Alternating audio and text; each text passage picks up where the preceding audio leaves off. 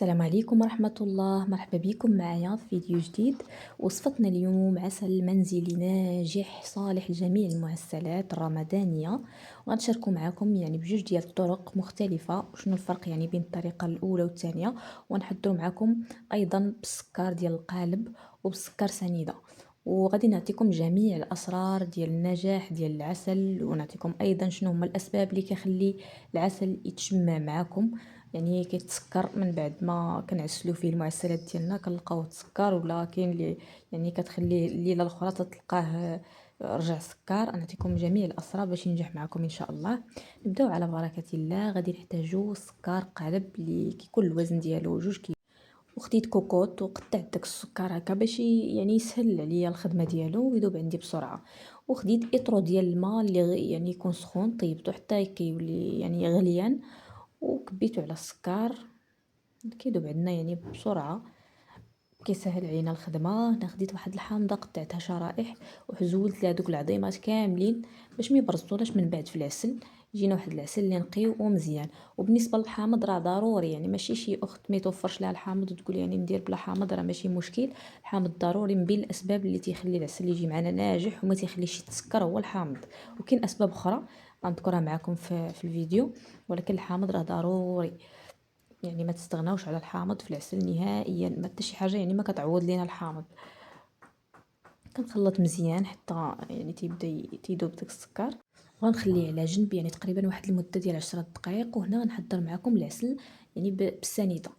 انا بيت هنا باش تعرفوا الفرق، حيت بزاف د الاخوات تقول لك واش ممكن نحضروا بالسنيده واش نفس النتيجه. انتم غتشوفوا معايا الفرق.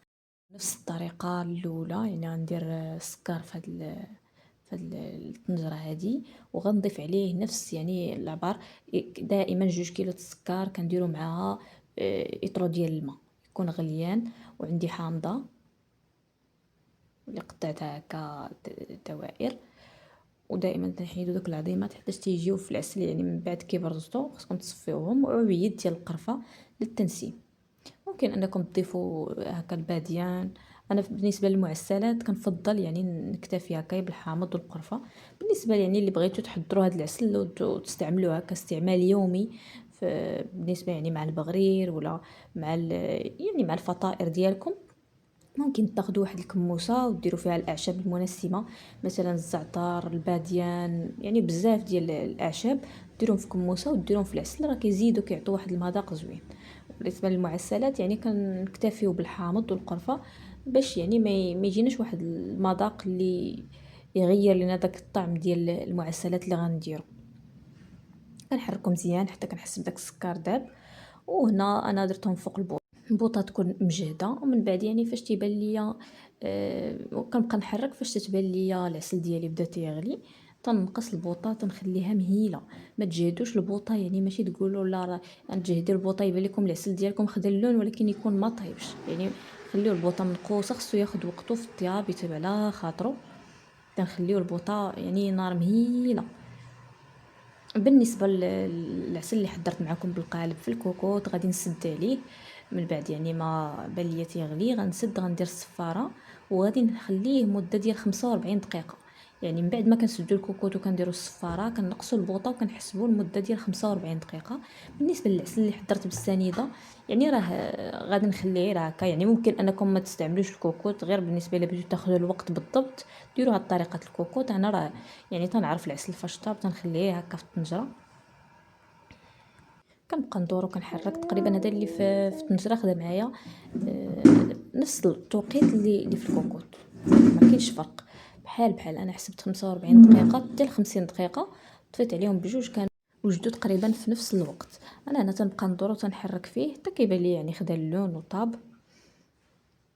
وهنا من بعد ما وجد معنا العسل ديالنا، غادي نزول داك القطع ديال الحامض نحيدهم.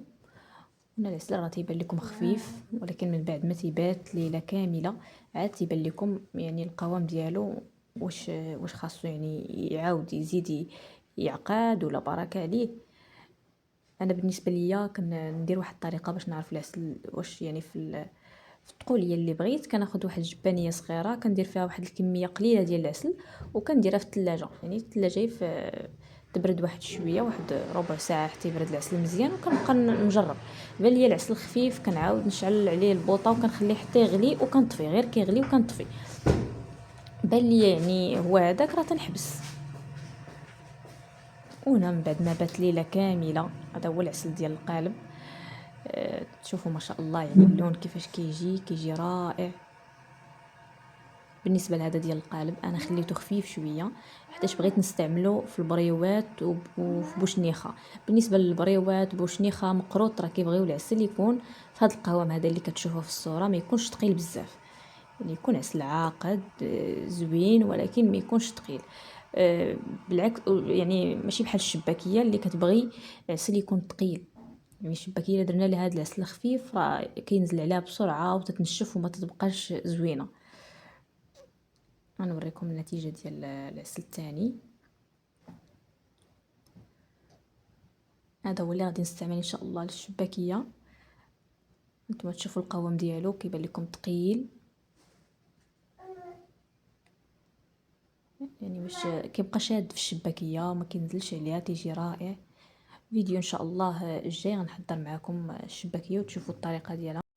وبالنسبه للسكر سواء بسنيده ولا بالقالب ولا بسكر مربعات راه ما كاين حتى شي فرق. يعني القاعده اللي كنديرو هو كل 2 كيلو ديال السكر كنديرو ليه اطرو ديال الماء طايب حامضه عويد ديال القرفه، وكنديرو نفس يعني الطريقه راه كيعطي نفس النتيجه. يعني الطريقه كتبقى غير كتبقى القاعده هي كنديروا الحامض يعني ضروري، ونعطوا الوقت للعسل في الطياب باش ما يتحجرش معنا. بالنسبه للاخوات الا تحجر معك العسل يعني ما تخافيش منه، خدي واحد الحامضه قطعيها هكذا دوائر ورميها في العسل، وعصري واحد الحامضه نصف حامضه اخرى وضيفيها عليه، وزيدي عليه الماء يكون طايب، وعاودي يعني كميه كبيره ديال الماء وعاودي خليه يطيب. راه غادي يطيب وغير رجع يعني مزيان، ما يعني ما غاديش تضيعي فيه، ماشي ما ترميهش. وبالنسبه للاخوات اللي لقات العسل يعني خفيف كيف ما قلت لكم تعاود تشعل عليه حتى تحصل على النتيجه اللي بغات، يعني على القوام اللي بغات. وبالنسبه للاخوات اللي طفات ولقات العسل يعني عندها تقال اكثر من القياس يعني مابقاش قادره تحركه، ساهله، غادي ترجعيه فوق البوطه وغادي ديري كاس ديال الماء طايب يعني مغلي، وغادي تشعلي ليه غير يغلي العسل وتطفي عليه. يعني كل مشكل وليه الحل، حتى شي حاجه ما غادي تضيعي فيها. كنتمنى ان الفيديو ديال اليوم نكون شرحت لكم فيه بزاف ديال الحاجات ويعجبكم. وإلا عجبكم الفيديو ما تنسوش انكم تبارطاجيوه مع العائله والاصدقاء باش يوصل الفيديوهات ديالي لاكبر عدد من الناس. والسلام عليكم ورحمه الله.